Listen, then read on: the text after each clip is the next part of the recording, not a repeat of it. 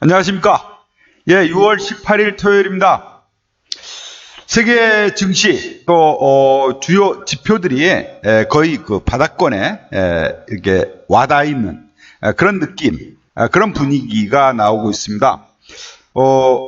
밤새 이제 뉴욕 증시 보면은 혼조세 보였는데요. 뉴욕 증시에서는 지난 밤이 이제 선물 옵션 동시 만기였습니다. 그래서 이제 변동폭이 조금 있었고요. 일단 하락세는 진정이 되는 진정 모드로 들어간 것 같다. 그렇게 볼 수 있겠네요. 자, 오늘은 그런 측면에서 지금 시장의 위치가 어느 정도 위치이며 또 그래서 우리는 다음 주에 어떻게 대응을 해야 될까? 이런 이제 것들을 짧고 간략하게 좀 짚어보도록 하겠습니다. 지금 보면 이제 다우지수는 좀 빠졌습니다. 다우지수는 뭐 0.13% 정도 하락을 했지만 기술주 중심의 나스닥 지수는 1.4% 올랐어요.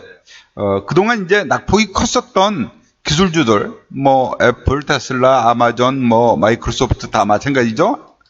이 반도체주 이런 것들이 좀 브레이크가 걸렸고요. 또 카니발이라든가 뭐 이런 이제 여행 관련주 있죠. 항공주라든가 또는 그동안 많이 빠졌던 종목들, 보잉이라든가 뭐 이런 류의 종목들이 좀 반등하는 움직임이 나왔다. 하염없이 빠지기만 하던 시장이 이제는 브레이크가 걸리는 그런 흐름이 나오고 있다는 것이죠.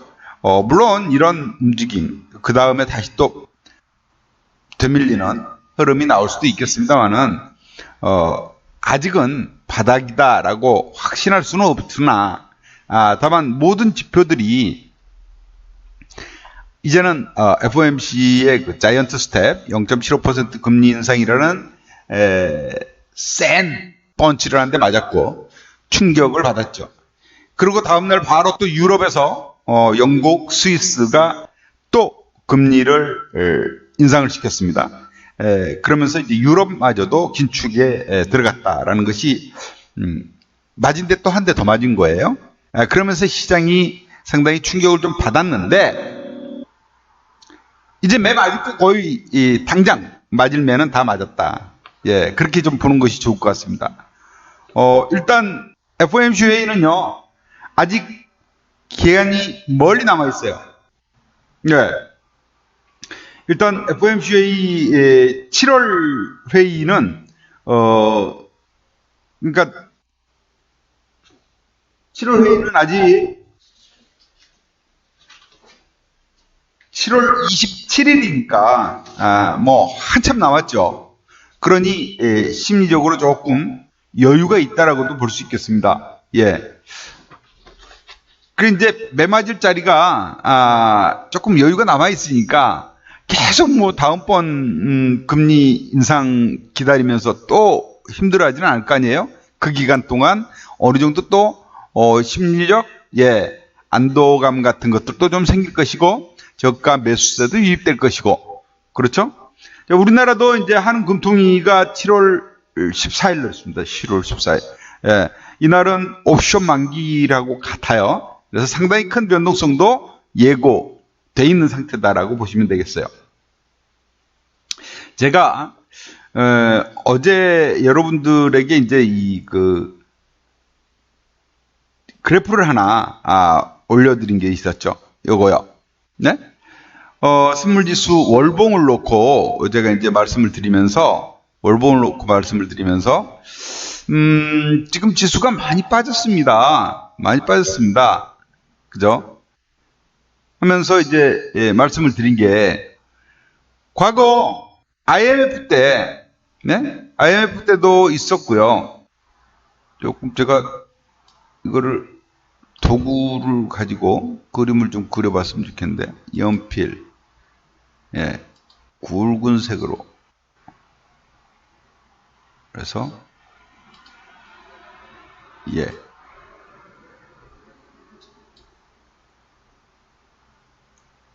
보겠습니다.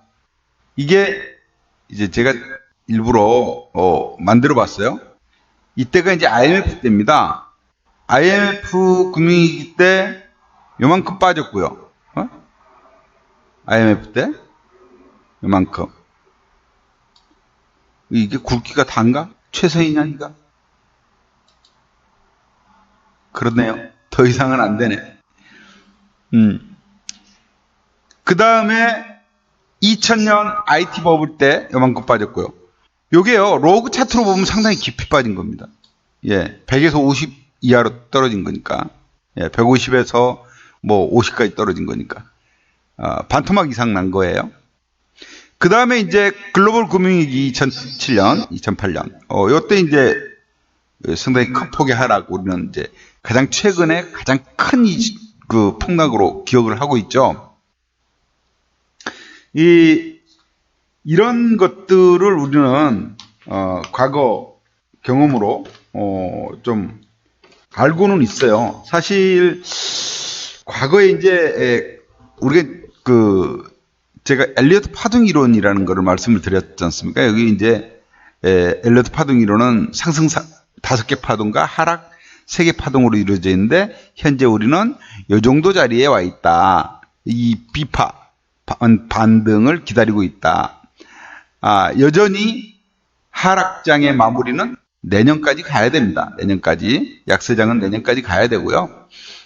그런 과정에 있고, 또 지금 제가 이제 말씀드리는 거는 과거에 깊은 하락을 보였던 자리, 요걸 이제 말씀드리는 거예요. 사실 이제 파동 이론에는, 파동 중에는 이제 경기 사이클, 경기 변동에 의한 그 파동을 보면, 일단 이제 장기 파동이라는 게 있습니다. 요거는 이제 코트라베스트라고, 코트라TF 파동이라고 하는 건데, 요거는 한 50년 주기고요. 요거는 거의 뭐 잘 안 쓰고, 뭐 혁명 같은 것들, 기술 혁신 같은 이런 것들. 그 다음에 이제 중기 파동이라는 게 있는데, 요게 10년 주기라고도 얘기하는 주글라 파동.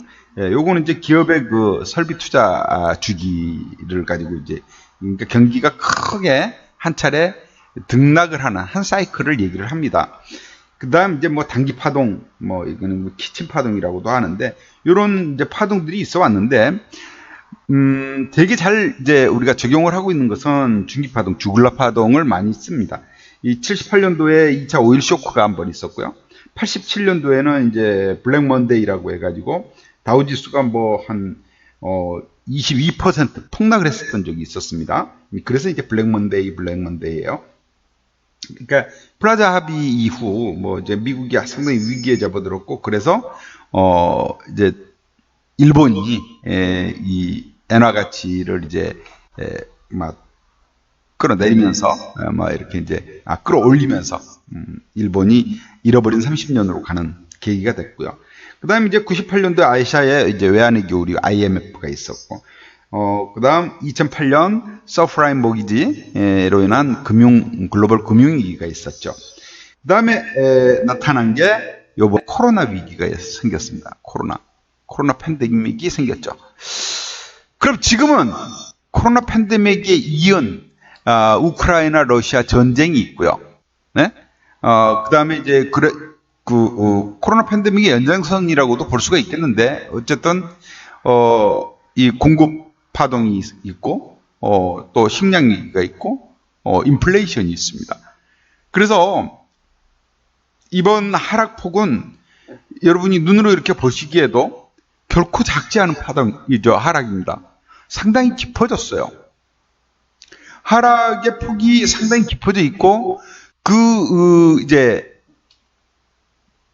위치가 보면은 어느 정도 지지와 저항의 위치까지도 내려와 있는 상황인 것 분명해요. 그죠? 분명하죠. 자, 우리가 요거 조금 살아있는 차트로 한번 보죠. 계속 강조드렸던 파동 이론의 비파 반등은 언제냐? 계속 강조하고 있습니다. 요 지점쯤이면은 거의 파동론사, 저항과 지지로 볼 때, 뭐 거의 다 오지 않았나 해서, 지난주에 제가 여기 저점을 이렇게 말씀을 드릴게요. 300에서 320 사이를 지지대로 형성. 그죠? 지지대로 형성한다. 선물지수. 근데 어제 주가가 319예요. 319. 어제 저가는 314였습니다. 그럼 거의 뭐 제가 예상하는 그 지점쯤에 와 있는 거예요. 다만 바로 V자 반등이 나올 만한 이유는 없습니다. 앞으로도 매를 계속 맞아야 되니까. 추가 하락이 계속 이어질 가능성은 이제는 좀 낮아졌다. 그 정도로 보시는 게 맞을 것 같아요. 그래서 이제는 다시 또 바닥을 다지는 이와 같은 때, 그러니까 그 팬데믹 이후 돈 풀어가지고 반등 들어왔다가 긴가민가 하고 주춤주춤했던 그 자리, 이 자리는 이번 하락세에서 좀 지지를 해주는 자리가 될 수 있겠다. 저항이 지지가 되는 거죠. 그죠? 이 정도로 시장을 보는 것이 맞을 것 같은데, 그 근거로 이제 제가 좀 말씀을 드릴게요. 일단 낙폭은 충분했다, 상당히 컸다라는 것 첫째로 들고요. 이 주식시장에서 가장 큰 재료가 많이 빠진 겁니다. 여러분, 많이 빠진 거예요. 가장 큰 악재는 많이 오른 겁니다. 예. 그거 외에 이제 거기에다가 살을 붙이는 것이지, 분명한 것은 사람이 사고 파는 것이기 때문에 이 사는 사람이 비싸다고 생각하면 안 사는 거고요. 싸다고 생각하면 사러 들어오는 거예요. 자, 이제 주요 지수가 하락세가 진정이 된 것으로 보인다라는 말씀은 지금 우리 선물지수가 지지선대에 와 있다. 더 빠지기보다는 지지선에 부딪히면서 지지받을 가능성이 상당히 높아졌다. 또 미국 증시들이 말입니다. 일제히 급락을 해가지고 지난 한 주 동안 5% 전후 또 지난주에도 급락을 했어요. 다우지수 같은 경우가 이제 또 그동안 덜 빠져서 가장 많이 빠졌고, 그동안 제가 주봉으로 말씀드릴 때 요 자리가 다우지수의 지지선으로 봤었지 않았습니까? 그죠? 그래서 이렇게 이제 원도 그려놓고 했는데 120선의 지지 무너지더라는 거죠. 200선까지 무너지고 있네요. 3만선이 깨졌죠. 그죠? 이게 순리가 먼저 빠진 놈이 나스닥이었습니다. 기술적으로. 그죠? 나스닥은 어디에서 지금 지지받고 있어요? 200선에서 지지받고 있잖아요. 여기까지 지금 밀린다는 거예요. 그래서 나스닥이 먼저 충분히 빠졌고, 나스닥이 지난 밤새 보니까 반등을 했다. 이렇게도 볼 수 있죠. 하락세가 깊어졌다라는 것은 여기에서 우리가 또 느낄 수 있고요. 한국은요, 우리나라 주식 시장에서 코스피는 낙폭이 많이 컸어요. 낙폭이 많이 컸습니다. 근데 코스피도 보니까 아까 이제 선물지수는 봐드렸고요. 200선이에요, 이게. 보라색 선이 200선에 와 있네요. 그죠? 200선에 와 있는데 요 자리가 보니까 딱 요 직전 저항 자리였던 자리, 여기 이제 똑같아요. 예, 요 자리에 와 있어요. 그렇다면 이제는 하락이 뭐 어제 이제 장중에 2400마저도 깨졌습니다만은, 그죠? 예, 2400마저도 깨지긴 했지만 어쨌든 요 자리쯤에서는 2400선 전후에서는 반등도 기대할 수 있지 않겠나. 참고로 많은 전문가들이라고 할 수 있는 증권사들이 올해 시장 전망치를 다 하향 조정을 했는데요. 불과 지난주였습니다. 지난주에 하향 조정을 하면서 올해 하반기 저점을 얼마로 잡았냐? 코스피 2400으로 봤습니다. 근데 이제 해놓고 나서 바로 이렇게 꺼질 줄 몰랐죠. 그죠? 바로 찍었습니다. 자, 그렇다면 그들도 이런 그래프 같은 것들을 참고합니다. 과거 수준에서 이쯤에서는 지지가 형성이 되겠구나를 보고 말한 거예요. 밑도 끝도 없이 얘기 안 하죠. 그죠? 그렇다면 국내 증시도 코스피도 바닥권에 거의 와 있다. 이렇게 이제 좀 볼 수 있겠습니다. 제가 오늘은 조금 바닥에 대한 얘기를 합니다. 희망적인 얘기를 하려고 하는 거죠. 하염없이 빠지기만은 않는다라는 것도 말씀을 드리는 거고요.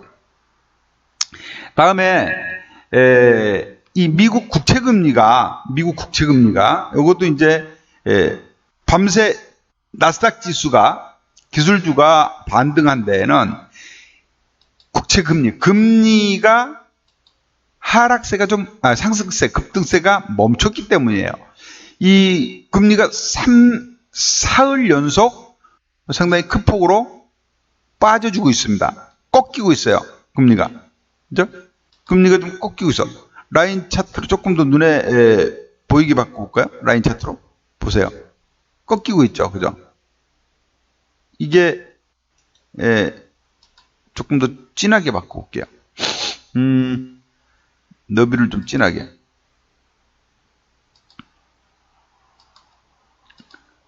그죠? 미국 국채금리 10년물 금리가 3.5%까지 갔던 게 지금 3.25%까지로 떨어졌단 말이에요. 이런 변화가 좀 보이고 있다. 그래서 그러다 보니까 낙폭이 이제 나스닥 같은 경우 반등이 나타나기 시작했다. 이렇게 볼 수 있겠고, 그 다음에 이렇게 이제 미국 국채 금리가 급등을 했던 거는 0.75% 자이언트 스텝이라는 금리 인상 이후 발작을 일으킨 거 아니겠습니까? 그러다가 이게 이제 진정이 됐다라는 것이고요. 아까도 말씀드렸듯이 7월달 FOMC, 다음 FOMC 회의는 7월 27일이기 때문에 아직도 한 달 반 정도가 남았어요. 그래서 좀 여유가 생겼다, 심리적으로. 그렇게 보시면 되겠습니다. 또 국채금리가 하락하고 또 하나, 지금 이제 인플레이션이 가장 중요하지 않습니까? 그 인플레이션의 한 중앙에 있는 것이 유가고요. 이 유가가 좀 하락세를 보이고 있다는 거예요. 유가가 지금 이제 최고점 자리 지으면서 저항을 받으면서 그죠? 밀리고 있어요. 120달러 넘어가니까 밀리고 있으면서 근래 특히 지난 밤새 유가가 무려 6%대 급락을 했습니다. 107달러대로 떨어졌네요. 떨어진 이유는 뭐 그렇게 기쁜 일로 떨어진 건 아닙니다. 공급이 늘어서도 아니고요.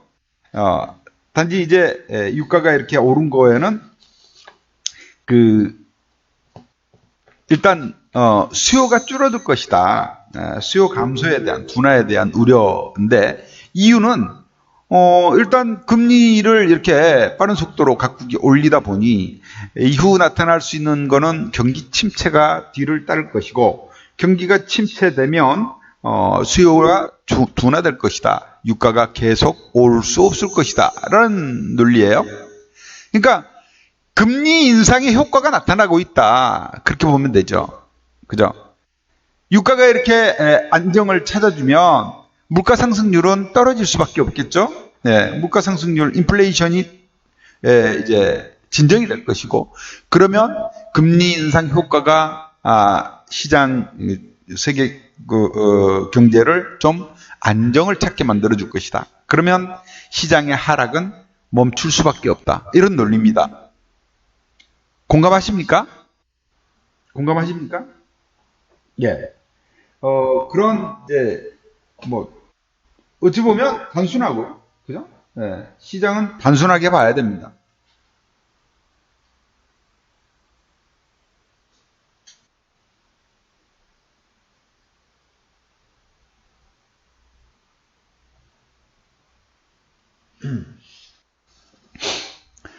다음에 여기에다가 또 하나, 그러니까 제가 이제 저점에 대한 시그널들을 말씀을 드리는 거예요.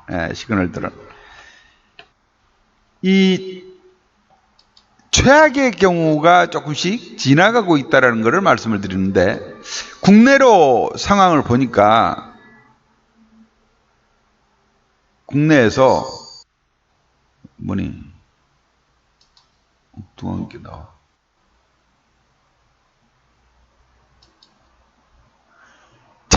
이 주식시장의 자금이 이렇게 최악의 지경으로 가다 보니 사람들이 돈을 주식시장에서 다 빼내가더라는 거예요. 다 빼내가더라. 그죠? 자금 이탈, 엑소더스. 근데 이게 이제 빼내갈 만큼 다 빼내가면 어떻게 돼요? 들어오겠죠. 그죠? 거의 다 빼내간 거 아니겠나? 이런 말씀입니다. 보시면 고객 예탁금을 한번 봐요. 고객 예탁금. 고객 예탁금이 연초에 74조까지 왔습니다. 74조. 물론 LG엔솔 공모주 붐이 불어서 조금 들어오기도 했었지만 어쨌든 70조 원대 하던 이 고객 예탁금이 그 주식 시장에 투입돼 들어와 있는 돈이라고 볼 수 있죠. 예비자금. 57조 원 턱걸이 하고 있습니다. 이제 57조 원. 또 빠졌어요. 16일 기준으로 또 1조가 빠졌어요. 그래서 57조 턱걸이, 57조 딱 나왔습니다. 그렇다면 거의 뭐 한 15조 원 이상 빠져나갔다는 얘기가 되는 거예요. 그죠? 20% 이상이 감소된 겁니다. 많이 빠져나간 거죠. 자금이. 그래서 이제는 자금이 유입될 그런 이제 소식들이 나오기 시작할 자리입니다. 이제 돈이 빠져나갔던 게 다시 주식시장에 이제 많이 빠졌으니 좀 사봐도 되지 않을까 하는 그런 심리가 생길 만한 자리라는 거죠. 신용융자 한번 봐요. 이거는 이제 악성 매물이라고 볼 수 있잖아요. 그죠? 빚내서 주식한 사람들. 이 사람들이 최근에 주식 빠지니까 반대 매매가 계속 이어졌고요. 이 신용융자 잔고가 계속 줄어들었습니다. 줄어들면서 요거 지금 이제 15일 기준으로 4,600억이 감소됐잖아요. 또 16일 기준으로 또 4,600억이 또 추가로 감소가 됐습니다. 5거래일 연속 신용융자가 또 줄어들고 있는 건데 그러면서 신용융자 잔고가 16개월 내 최저 수준으로 떨어졌습니다. 16개월 내 최저 수준. 20조 원대로 떨어졌어요. 네, 20조 원대로. 그러니까 1년 4개월 만에 최저 수준으로 신용융자가 떨어졌다. 그건 무슨 얘기예요?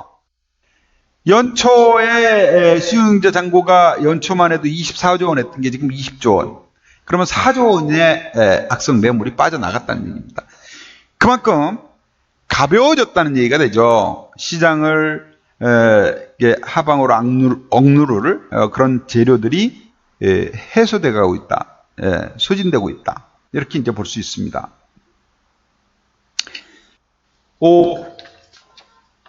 또 조금 더 디테일한 부분으로 하나 더 들어가 보면 자금까지 말씀을 드렸습니다. 증시 자금까지. 다음은 우리 시장을 이제 주도하는, 움직이는, 지수를 움직이는 종목인 삼성전자를 보지 않을 수가 없겠습니다. 삼성전자에 대한 이해 없이 지수 방향, 향방을 얘기한다는 것은 넌센스죠. 대한민국에서 그래도 제일 큰 종목 아닙니까? 삼성전자. 요즘 많이 쪼그라들었습니다.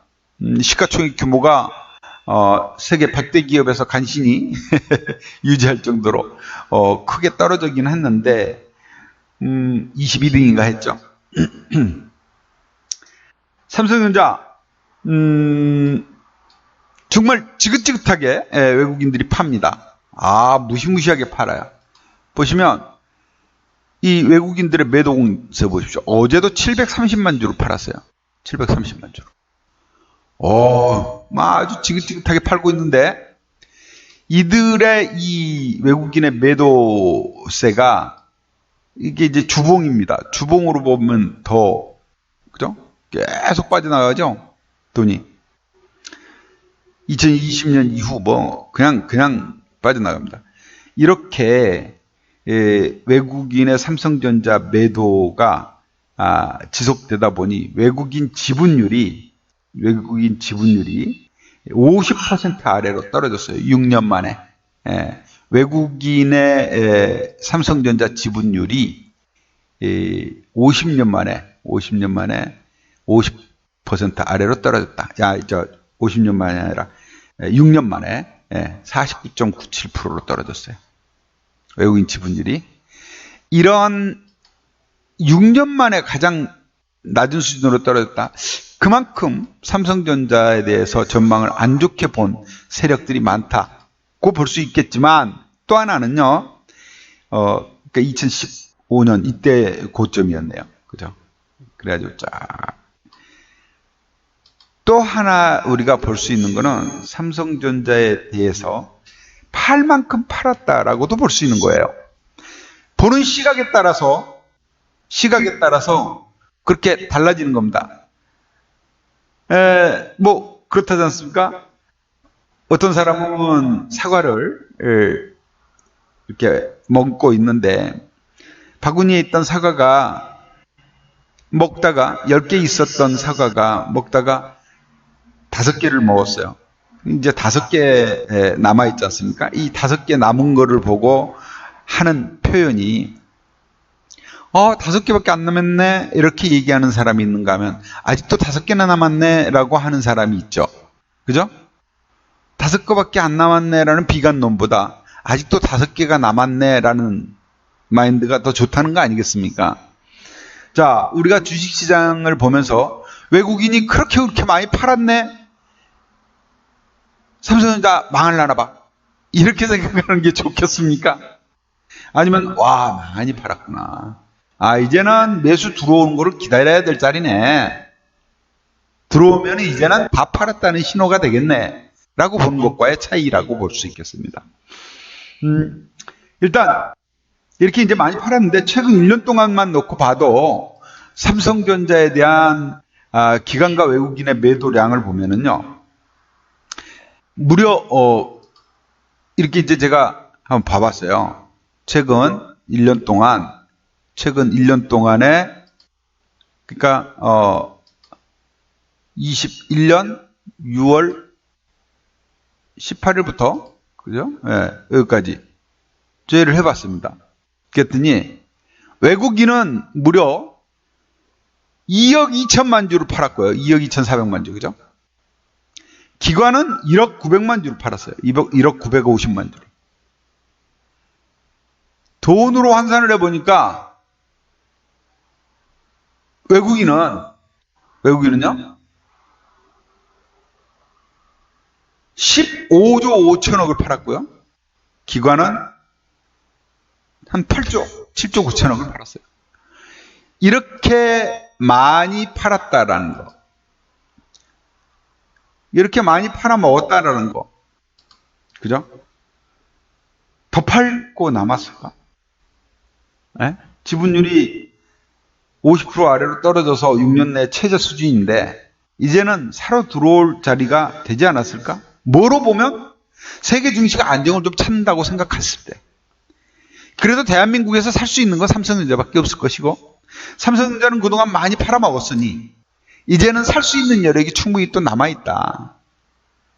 그렇게 본다면 삼성전자가 오르면 지수는 따라 오른다. 제가 계속 강조드린 게, 삼성전자 못 오르고는 지수 못 갑니다. 계속 말씀드렸잖아요. 외국인이 삼성전자를 계속 팝니다. 계속 강조를 드렸고. 자, 이제 이게 매수로 들어오는지 여부를 우리는 눈여겨봅시다. 그러면서 지수 바닥 여부를 확인합시다. 이거예요. 그냥 막연히 바닥이야 라고 막 땡깡 부리지 말고, 그죠?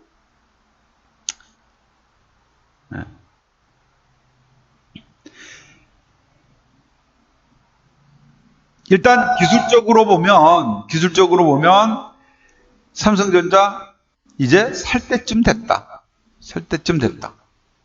기술적으로 보면 5만 원, 지금 5만 5천 원 선까지 내려와 있는데, 보니까 5만 5천 원 선까지, 5만 9천 원, 6만 원이 깨졌는데, 6만 원 아래에서는 붙어봐도 크게 당하지 않을 것 같다. 이제는 저점권대로 좀 봐줘도 되지 않겠나. 이제는 반등을 모색할 것으로 보인다. 이게 제 생각입니다. 네, 이게 제 생각입니다. 다만 지난 밤새 해외 DR을 또 보니까, 삼성전자 해외 DR을 보니까 또 빠졌어요. 그래가지고 우리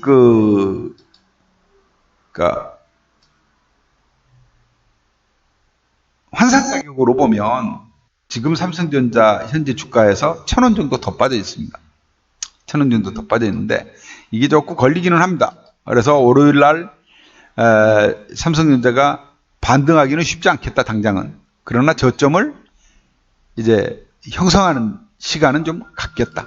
이렇게 좀 봅니다. 잠깐만요.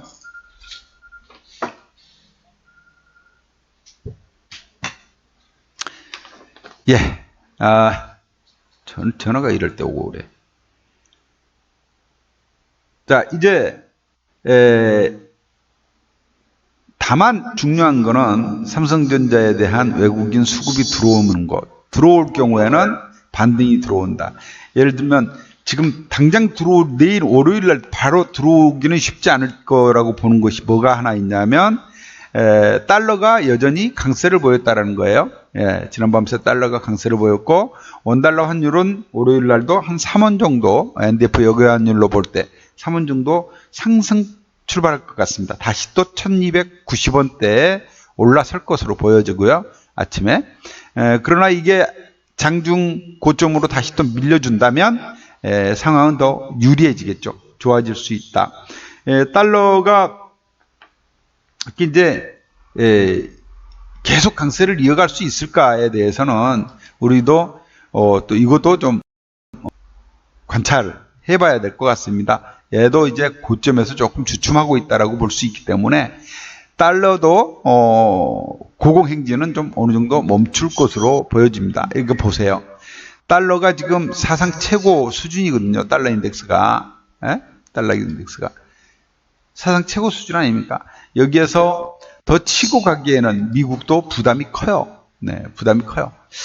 세계 각국이 또 같이 금리를 인상을 하고 있기 때문에 미국이 이 자이언트 스텝으로 금리를 세게 당기니까 미국 화폐인 달러 가치가 강세를 보인 것은 맞지만 유럽도 이제 금리를 올리면서 일단 달러 강세는 미국에도 그렇게 큰 도움은 안 될 거거든요.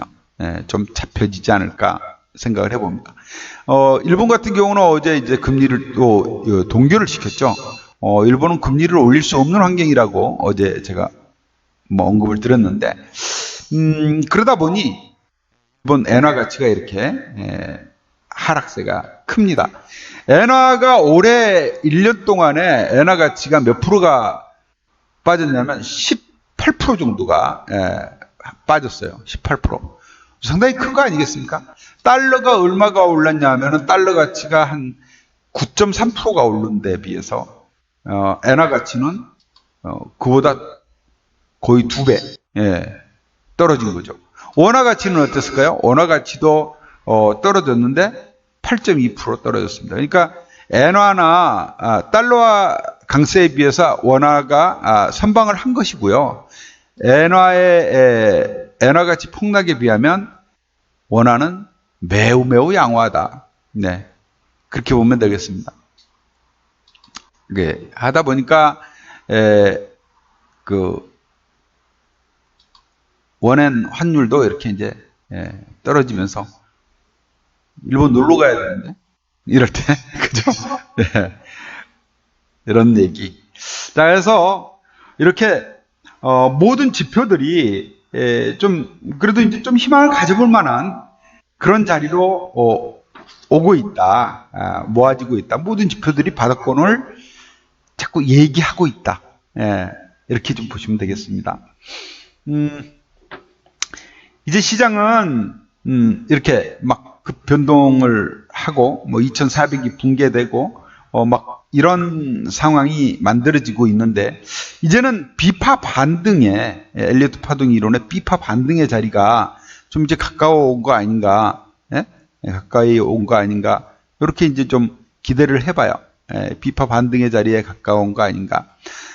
그렇다면 시장 이제 반등 자리에서 한번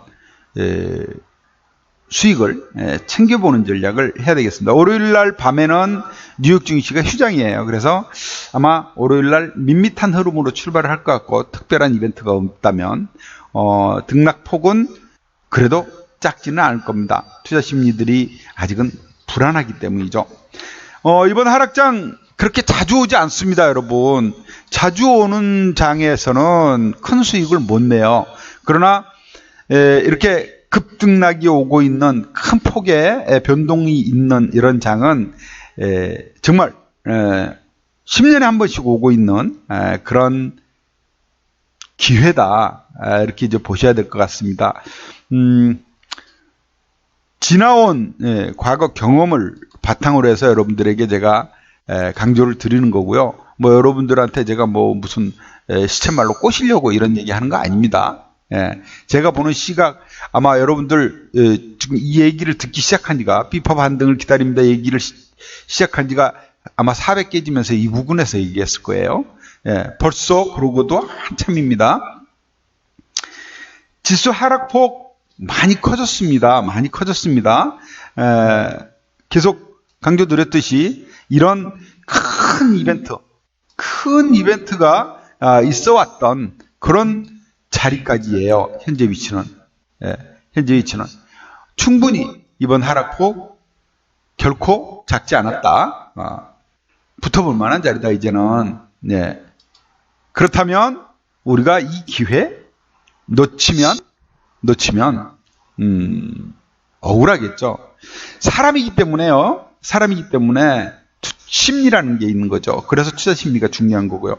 지금의 내가 닥친 현실이 더 무겁고 힘들고 어려워요. 그렇게 느껴지는 겁니다. 그런데 한 발 뒤에서 이렇게 보면 너 그렇게 힘들 때가 그게 제일 어려운 때야. 그 고비면 넘기면 너 또 밝은 좋은 시절 와 라고 얘기해 줄 수 있어요. 지나놓고 나면. 한 발 멀리에서 보면. 제가 그 얘기를 드리고 싶은 겁니다. 여러분이 지금 보기에는 어떤 사람들은 그래요. 코스피가 2000도 깨질 수 있다 뭐 이런 얘기를 해요. 제가 생각하기에도 내년 정도까지 코스피 바닥은 아직 더 봐야 되고요. 이 비파 반등 이후 다시 C파 하락은 여기는 2000을 깰 수도 있다. 2000을 깰 수도 있다. 이거는 뭐 누가 뭐 장담하겠습니까? 누구도 장담 못 해요. 누구도 장담 못 합니다. 그런데 벌써부터 이 장은 2000 깨질 수도 있어. 이렇게 겁을 주면 사람들은 그 깨질 때까지 기다리는 거예요. 근데 또 제가 말씀드렸죠. 비파 반등, 요 반등은 상당히 크다. 요 반등폭 이거 놓치면요. 억울하죠. 반등했다가 또 빠지더라도 이 비파 반등은 놓치지 말자. 이게 제가 여러분한테 계속 강조드리는 거예요. 부정적 시각 너무 깊어지면은 자신감도 상실됩니다. 오늘 제가 심리에 대해서 말씀을 많이 드렸는데 어두운 미래만 보이는 거예요. 저 앞에 밝은 빛이 보이는데도 안 보려고 해요. 기회 놓칩니다. 좋은 기회 지금 여러분들이 같이 시작하자. 제가 예전에 이제 어린 시절에 읽은 책이 몽테크리스토 백작, 여러분 동화 많이 보셨죠? 여기에서 인간의 지혜를 가르치는 말이 아주 쉬운 얘기입니다. 기다려라. 그리고 희망을 가져라. 이런 말을 해요. 기다려라. 때를 기다려라. 그리고 희망을 가져라. 기회를 잡아라. 얘기 아닙니까? 그죠? 근데 이거를 우리가 놓쳐버리면 다시 오기 힘듭니다. 자, 우리는 어려운 시기 지나고 있습니다. 그러면서도 꿈은 가지고 가는 거예요. 작년에 우리 회원방 지금 양도세 낸 거 고민하고 있습니다. 그죠? 양도세. 올해도 내야 될 거 아닙니까? 내년 요맘때. 그죠? 우리 그리고 지난주에 수익 꼬박꼬박 챙겼습니다. 월요일날 200만원 챙겼고요. 그죠? 월요일날 200만원 챙겼죠? 화요일날 10%를 땡겼고, 여러분도 이제 제가 공개 리딩 했으니까 같이 따라 했던 거죠? 자, 여기는 공개 리딩에서는 20%만 드렸지만, 이제 정회원방에서는 2개를 해서 40%. 목요일 날 또 80% 먹었어요. 목요일 날도 80%. 금요일 날 어제도 10% 먹었죠. 네, 어제는 공개로 먹었죠, 여러분들하고. 예, 그렇습니다. 예. 여러분, 다음 주에는 더 재미있는 일들이 많이 나올 것 같습니다. 더 재미있는 일들이. 왜? 반등이 시작될 수 있거든요. 반등이 들어오더라도 바로 못 온다 그랬죠. 오르락 내리락 할 거라 그랬죠. 예, 오르락 내리락. 갈까 말까. 갈까 말까. 아직 확신이 안 들거든, 사람들 심리가. 그죠? 그 확신이 들기까지 오르락 내리락을 같이